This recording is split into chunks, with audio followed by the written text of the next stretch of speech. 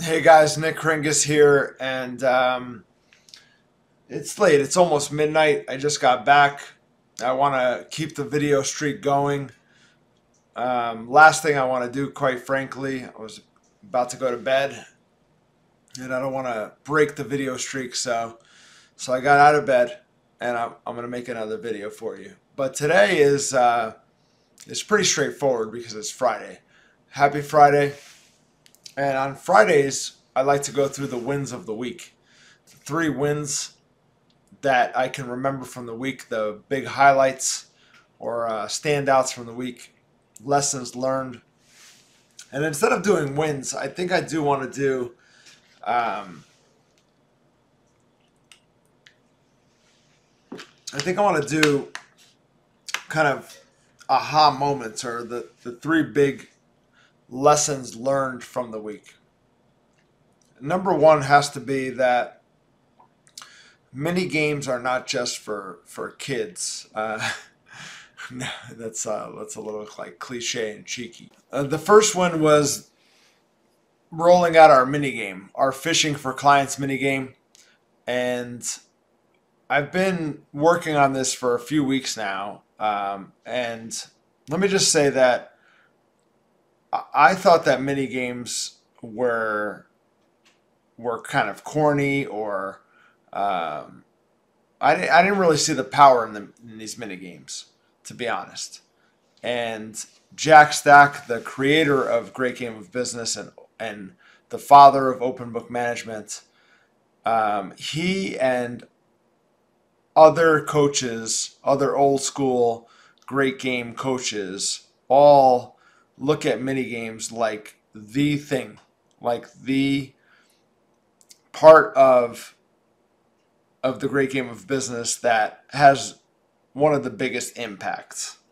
And I didn't really understand why until very recently. So my win of the week was we had our fishing for clients mini game is now rolled out and running. It's now we've done it the right way where I now know why the first two mini games that I've ran have failed, and I understand what Jack Stack and the other great game coaches understand about mini games is that just like all these businesses that are running different challenges these days, it's the same thing and the same power. It's really the same thing: a challenge, a sprint, a blitz, a mini game. They're really just a team of people rallying around one goal with a certain time frame and a specific deadline. So I'm getting it now. I understand it, and I guess I didn't understand it because it just wasn't me to come up with these different like themes and to be creative around creating a scoreboard and a game and a theme and like things that people can kind of have fun with. That just wasn't me. I was all about business and numbers, and the fun kind of came secondary. But these mini games, I'll close with this about the first win of the week being that I had a lot of progress with the mini game. Um, I haven't seen a team of business people, associates, employees act like this ever. Like this is more like a like an actual team, like an actual sports team. If you've ever played sports, even whatever level, I felt like when I showed this mini game scoreboard, it was like an actual sports team coming together and saying, "I'll do whatever it takes to get that trophy." So it was just a huge aha moment for me because I've never seen anything like it before. So that was win number one. Win number two was I've had my head in these books basically for the last week or so or more, studying marketing and figuring out how we were going to generate a consistent flow of leads and new appointments and new clients. And the biggest takeaway was something that came from Todd Brown. And Todd Brown talked about how there are no more unique selling propositions, which kind of was like a big relief to me because I've been thinking about our unique selling proposition and how we can differentiate ourselves from the market. And I've been thinking about this for years.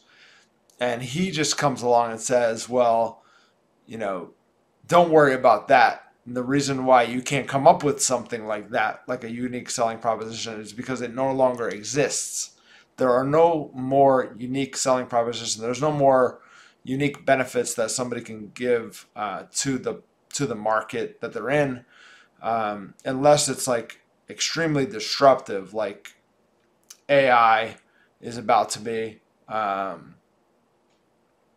like the internet, like Uber, something that comes in and just completely disrupts an industry. That doesn't exist anymore. He said what does exist, though, is a unique mechanism, is what he calls it.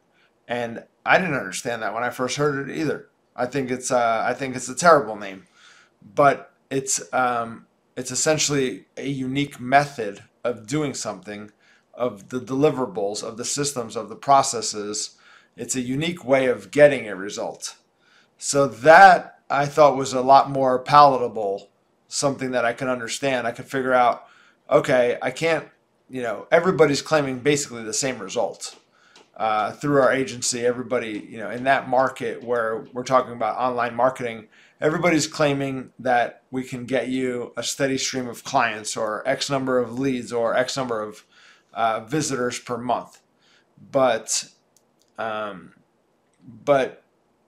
so that's why it's very hard to come up with a unique selling proposition, because everybody in the market is saying the same thing. But if the important thing was, or if the way to come up with something unique was to think about the way that we do what we do, the way that we get our results, and come up with something unique in that, that's a lot easier. That's, I can get my head around that. I can think about ways that we do what we do that's different than everyone else on the market. That's pretty straightforward. So the unique mechanism, I want to move back just to kind of this camera. I just want to get the camera focused again. Sorry. The unique mechanism was win number 2. Win number 3 for the week, professionally. I got a very good compliment from someone at the Great Game of Business. He had told the person that's training the upcoming coaches for our certification, he went to the instructor of the course and said that he found my YouTube videos and said I was going to be a great Game of Business coach, which I thought it was a great compliment. I'll take it. So as far as wins go, I don't know if that's kind of cheesy, but I got a very good compliment from someone at the Great Game of Business saying that I'd make a great coach, and I will be a great coach. So that's the third win of the week professionally. The personal one is that I had a golf lesson with a golf pro, and I've been seeing him for a while now. And today we had a big breakthrough, which is hilarious to hear out loud, because I told this to my wife Stacy, and she could care less. She looks at me like, yeah, all right, dude. Like, who's gonna pick up Sophia from theater? I could, you say you've had a big breakthrough every couple of weeks with golf, and it's just I'm done with it. But I feel like we came up with something that is working right now, and that kind of changed my swing entirely. I won't bore you with the details, but talk about something personal that only matters to me, right? Where my wife listens to it and she's like, "Yeah, dude, get out of here. I don't want to hear it." Anyway, so those were my 3 wins and my one personal win. My 3 professional, 1 personal for the week. Happy Friday to you. If you want to share your wins with me, go ahead. It's nkringus@gmail.com. Thanks again for watching. Have a great weekend. As always, people support what they help create.